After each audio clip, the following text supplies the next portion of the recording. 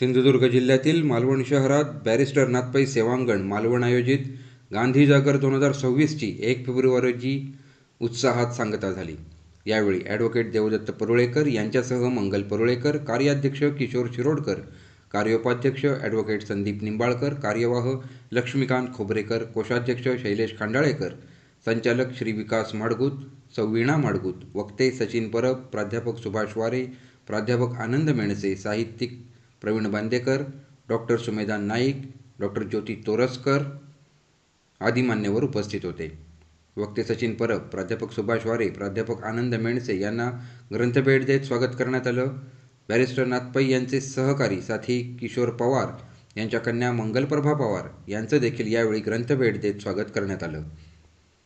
संपत देसाई यांच्या वाढदिवसानिमित्त सेवांगणच्या वतीने पुष्पगुच्छ देत शुभेच्छा देण्यात आल्या।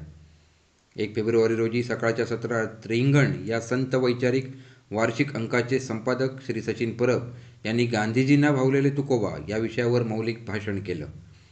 राष्ट्रसेवा दलाचे माजी अध्यक्ष व विश्वस्त SM जोशी फाउंडेशन विश्वस्त व समाजवादी चळवळीचे मार्गदर्शक नेते प्राध्यापक सुभाष वारे यांनी जयप्रकाश नारायण, रामनारायण लोहिया, नरेंद्र देव, साने गुरुजी, बॅरिस्टर नाथपै, मधु दंडवते या सर्व समाजवादी नेतृत्वांवर गांधीजींचा कसा प्रभाव होता याबद्दल गांधीजी व समाजवाद यांचं नातं, गांधीजी आणि समाजवाद या विषयाद्वारे मांडलं।